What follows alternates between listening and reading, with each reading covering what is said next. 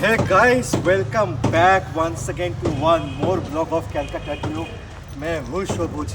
आशा करते हैं आप लोग स्वस्थ होंगे और मस्त होंगे। दोस्तों आज काफ़ी एक स्पेशल ब्लॉग लेके आया हूँ, थोड़ा सा डिफरेंट ब्लॉग लेके आया हूँ। एवरीडे मैं यूज्ड कार डीलरशिप पे जाता हूँ। आज आया हूँ एक सर्विस सेंटर पे। यस, सर्विस सेंटर का नाम है एटीएम गैरेज। और क्यों आया हूँ? क्योंकि पूजा आ रहा है, दिवाली आ रहा है, आपके पास गाड़ी है, गाड़ी का सर्विसिंग तो मस्ट है ही, राइट। साथ में गाड़ी होगा तो प्रॉब्लम आते जाता है, राइट। तो इधर प्रॉब्लम का, हर एक प्रॉब्लम का सल्यूशन है। The best part is that unlike other service centres, ये सर्विस सेंटर पे आपको प्रीमियम गाड़ी से लेके नैनो कोई भी प्रॉब्लम हो, यस कोई भी प्रॉब्लम A to Z उसका सल्यूशन है। क्यों है उसका मैं खुद एक्सपीरियंस कर चुका हूँ। यस, मेरा गाड़ी का सर्विसिंग इधर हुआ था। मेरा गाड़ी में एक क्लच प्लेट का काफ़ी क्रिटिकल इशू आया था। मैं 2-3 जगह पे चेक कराया, they try to resolve the issue but उनसे हुआ नहीं। तो फाइनली मेरे को एक कोई रेकमेंड किया कि आप इधर आओ। तो मैं आया। तो थैंक्स टू एटीएम गैरेज, उन्होंने ये प्रॉब्लम परमानेंटली मेरा गाड़ी का सॉल्व कर दिया है। सो मैंने सोचा कि पूजा से पहले गैरेज का ब्लॉग आपके लिए लेके आऊँ, क्योंकि पूजा से पहले आप सर्विसिंग कराओ, दिवाली भी आ रहा है इसके बाद, और बारिश का मौसम चला गया है। अभी एक सर्विसिंग इसे मस्ट, प्लस कोई भी प्रॉब्लम होगा तो उसका भी सल्यूशन आपको इधर से आई एम वेरी कॉन्फिडेंट मिल जाएगा। तो चलिए मिलाते हैं आपको with the owner of the service centre ATM garage. तो दोस्तों हमारे साथ जुड़ चुके हैं the owner of ATM garage, mister Pawan Paul. Pawan ji कैसे हैं आप? मैं ठीक हूँ। एटीएम गैराज में आने के लिए बहुत बहुत धन्यवाद। Thank you so much. आपके व्यूअर्स को भी मैं हाय बोलता हूँ एटीएम गैराज की तरफ से। और मैं चाहता हूँ कि अभी जो पूजा आने वाला है अब अच्छे से सेलिब्रेट करें। कोरोना भी है, अभी तक ख़त्म नहीं हुआ है, थोड़ा सा देख के चलिएगा, अच्छे से चलिएगा। और सेफ्टी पहले, उसके बाद ही आप पूजा मनाइए। पहले सेफ्टी अपने आप को ध्यान से रखिए। सो पवन जी आप मुझे थैंक्स दे रहे हो, मैं तो बोलूँगा मुझे आपको थैंक्स देना होगा, क्योंकि मेरा गाड़ी का जो इशू था आपने ही वो प्रॉब्लम को सॉल्व करके दिए थे, मेरा गाड़ी का जो इशू था, राइट। तो thanks to you, a big thanks. So thank you very much. Actually problem main होता है कि प्रॉब्लम डायग्नोज होना चाहिए। यानी कि जब डायग्नोज हो जाएगा ना प्रॉब्लम, उसके बाद उसको रेक्टिफाई करने में ज़्यादा समय नहीं लगता है। प्रॉपर जो टाइम लगता है डायग्नोज करने का ही एक टाइम फ्रेम रहता है। तो एक टाइम फ्रेम अगर हम लोग क्रॉस कर गए, वो टाइम फ्रेम में काम हो गया तो आपकी गाड़ी बन जाएगी। वही चीज़ हुआ। और चलिए, अभी तक में भी आपकी गाड़ी अभी तक ब्रेकडाउन कुछ हुई नहीं थी। मैं चाहूँगा मेरा व्यूअर्स को एक बार आपका बैकग्राउंड दे दीजिए। BTech MTech from IIT BHU, और ये मेरा स्टार्टअप है ATM garage technology private limited. मैं वाराणसी में भी ऑपरेट करता हूँ, and this is the second venue बोलेंगे, सेकंड जगह यहाँ कोलकाता में मैं कर रहा हूँ। तो यहाँ पे ये प्रीमियम सेगमेंट का ज़्यादा मैं काम करता हूँ। स्टार्टिंग फ्रॉम नैनो से भी मैं काम करता हूँ। और ये मोस्ट ऑफ द पार्ट आप देखिए कि मेरे पास ज़्यादातर गाड़ियाँ Audi, BMW, Mercedes, Land Rover, Jaguar करती हैं। बट बजट गाड़ी तो आप एंटरटेन तो करोगे ना? मैं गाड़ियाँ, क्योंकि पैशन है ना, मैं सारी गाड़ियों को बनाता हूँ। और पैशन इसके लिए है कि ही इज IIT ग्रेड। सो आज मैं सोचा कि दुर्गा पूजा आ रहा है और दिवाली भी आएगी, अभी बारिश का जो मौसम है ख़त्म होने वाला है, तो this is the right time for servicing. और कोई भी इशू गाड़ी में है तो this is the right time कि आके वो एक बार चेकअप हो जाना चाहिए। कॉस्ट का बात आएगा तो ऑथोराइज्ड डीलरशिप्स पे हम लोग जाएंगे तो कॉस्ट काफ़ी ज़्यादा हो जाता है। बट क्या होता है, हम लोग जाते हैं because of the trust factor. और अनऑथोराइज्ड जो डीलरशिप्स होता है, वर्कशॉप्स होते हैं, हम लोग डरते हैं कि जाएंगे तो खर्चा तो बच जाएगा, बट कैसे क्या होगा। मेनली प्रीमियम गाड़ी का, थोड़ा सा ऊंचा मॉडल्स का, हाई बजट गाड़ी का, उसमें काम ठीक से होगा कि नहीं, जो डायग्नोसिस है वो ठीक से हो पाएगा कि नहीं, जो टूल्स चाहिए वो टूल्स वो सर्विस सेंटर के पास है कि नहीं, जो स्पेयर पार्ट्स यूज़ होगा वो जेन्युइन है कि नहीं, बहुत सारा फैक्टर्स होता है।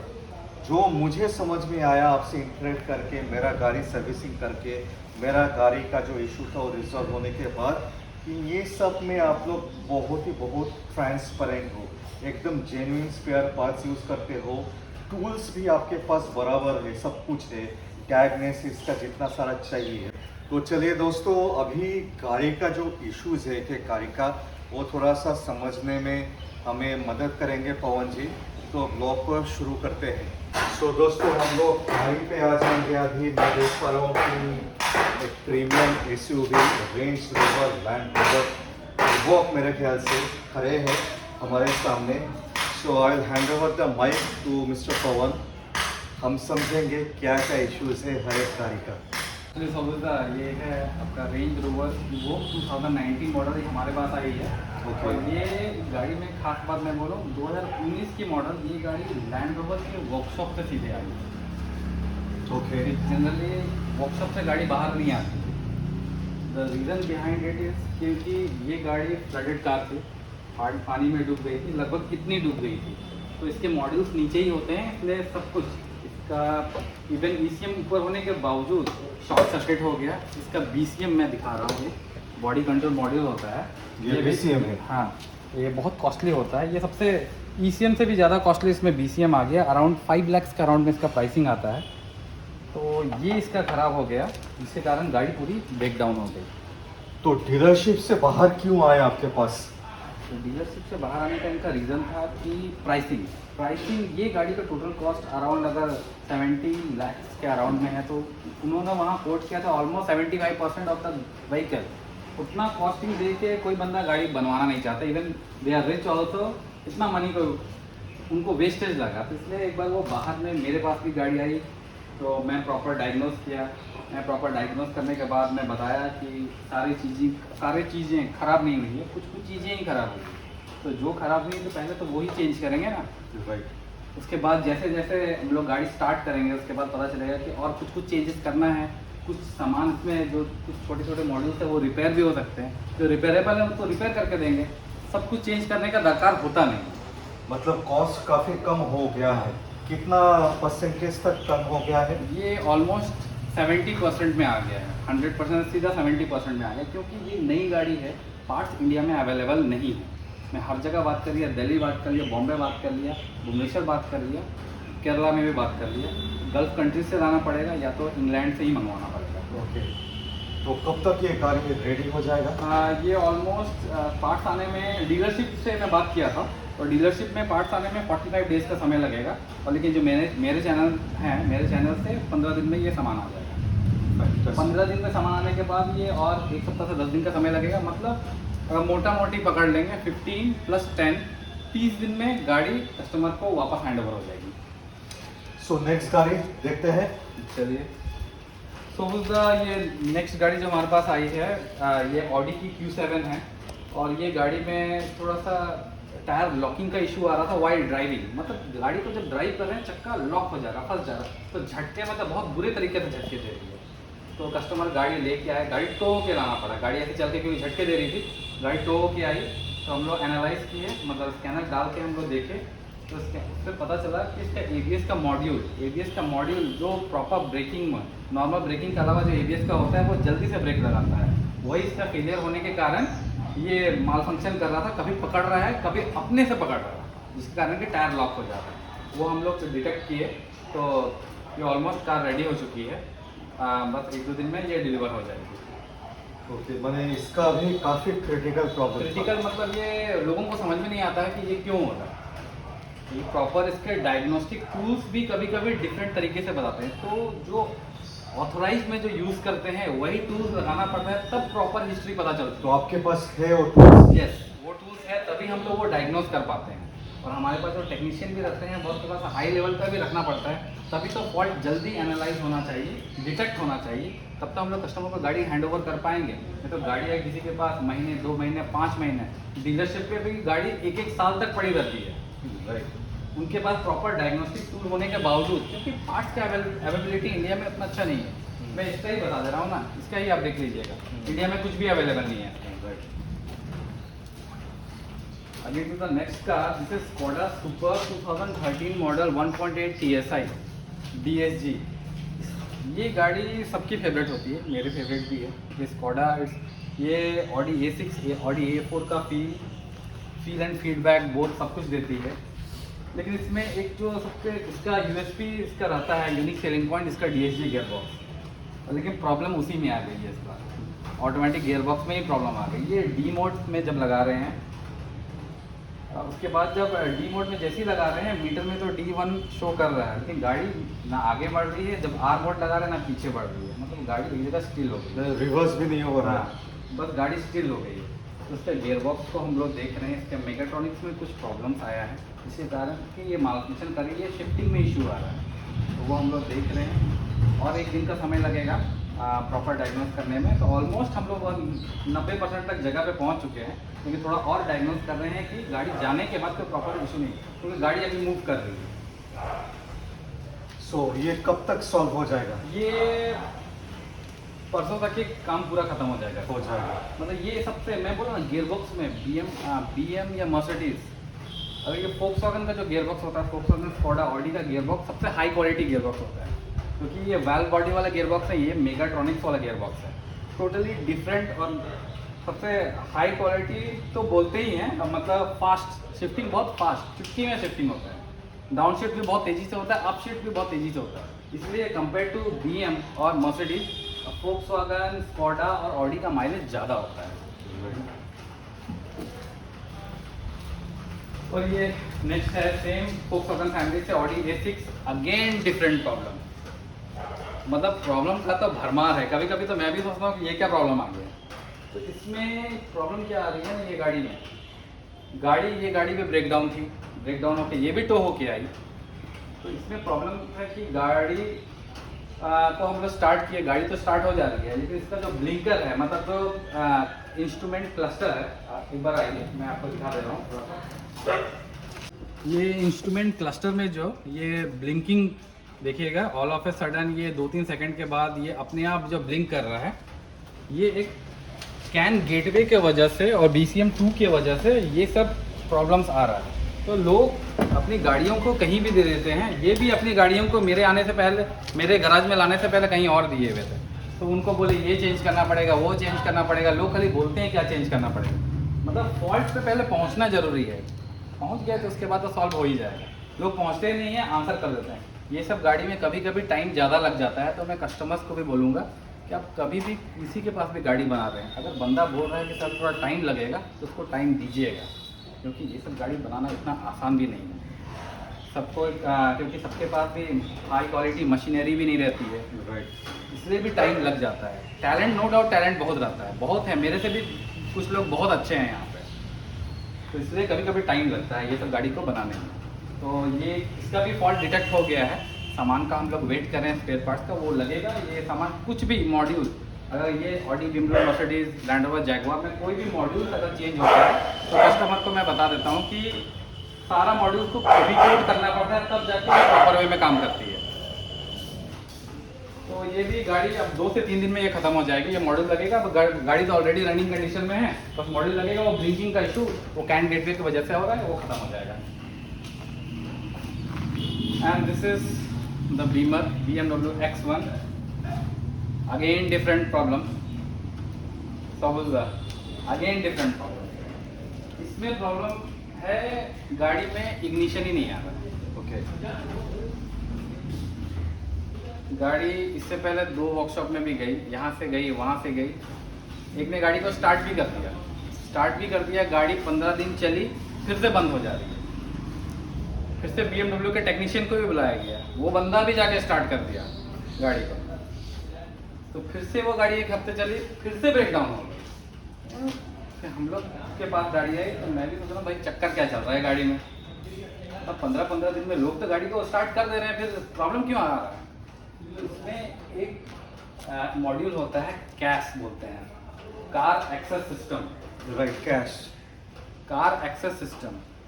उसको बार उसको रिसेट करते करते इसकी सेटिंग गड़बड़ हो गई, जिसके कारण कि वो कैश सिस्टम टोटली माल फंक्शन कर गया, सॉफ्टवेयर एरर आ गया पूरा।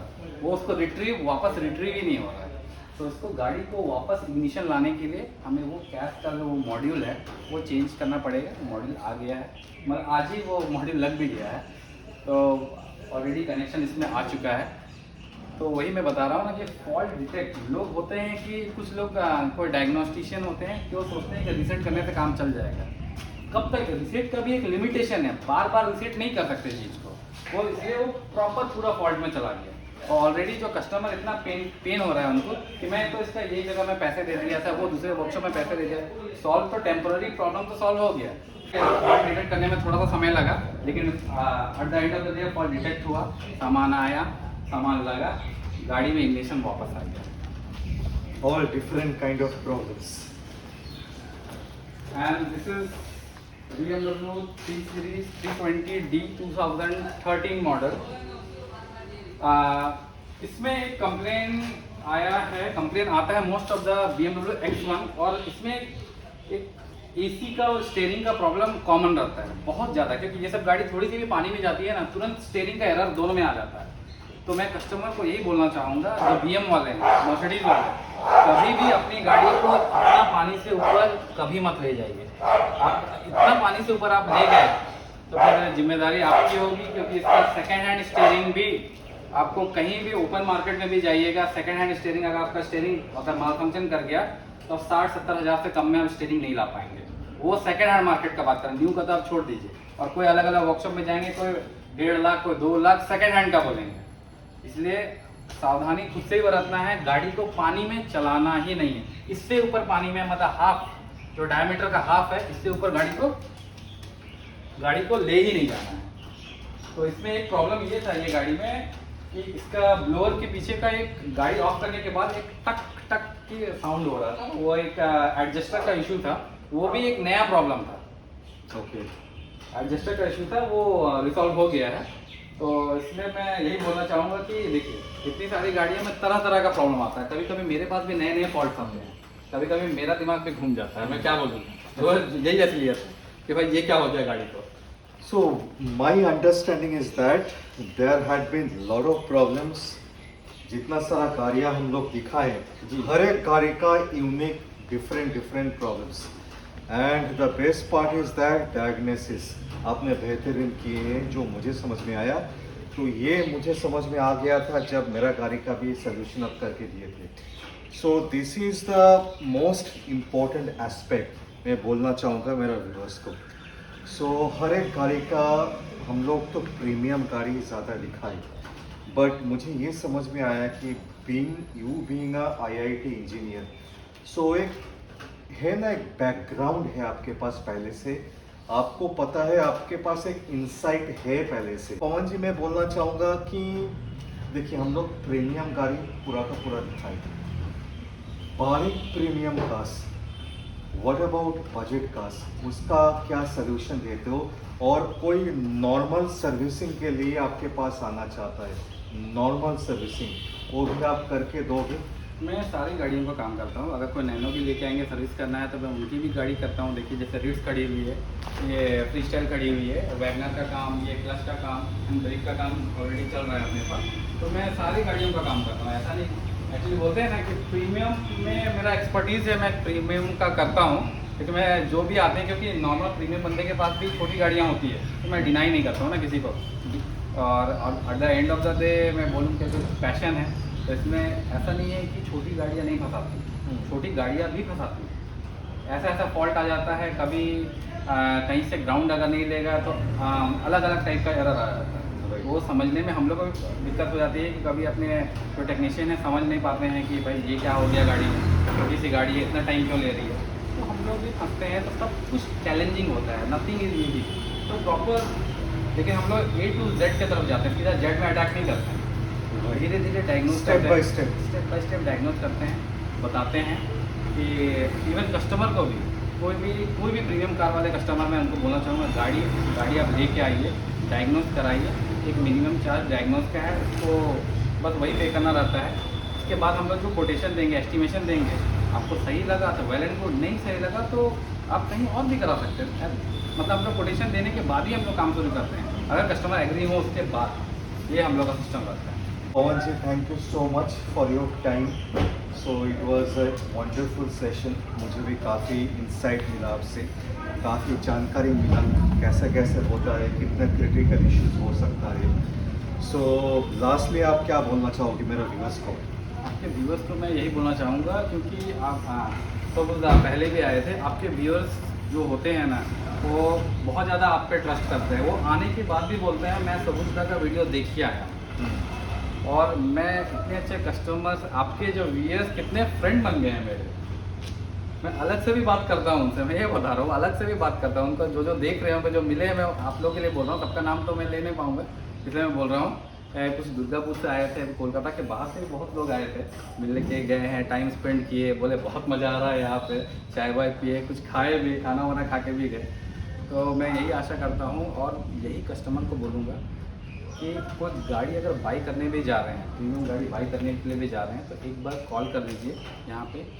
अगर कुछ प्रॉपर कुछ चेक भी कराना है, हम लोग जाके गाड़ी को कोई मिनिमम सर्विस चार्ज है, वो हम लोग फ़ोन में बता देंगे क्या सर्विस चार्ज है। वो गाड़ी पे गाड़ी थोड़ा वैरी करता है, क्योंकि बड़ी गाड़ी को चेक करने में थोड़ा सा टाइम लगता है, और एक्सपर्टीज भी चाहिए होता है कि गाड़ी में क्या फॉल्ट है, और क्या फॉल्ट कुछ हज़ार किलोमीटर के बाद आ सकता है, वो सबको भी हम लोग बताएंगे। और जो फॉल्ट आएगा उसमें एक्सपेंसेस कितना होगा आपको 6 महीने के बाद, 1 साल के बाद, वो सब भी हम आप लोग को सब कुछ बता देंगे, तो आपको बाइंग में कोई झंझट नहीं है। सो दोस्तों, जैसे कि मैं शुरुआत में बोल चुका हूँ, मेरा खुद का गाड़ी का एक्सपीरियंस काफ़ी उम्दा था। इसी के लिए आई वॉज कॉन्फिडेंट, इसी के लिए मैं फिर से एक ब्लॉग लेके आया एटीएम गैरेज का। तो मेरा रिकमेंडेशन होगा, because I have that trust factor. और बहुत सारा मेरा व्यूअर्स, सब्सक्राइबर्स भी इनसे सर्विस ले चुके हैं।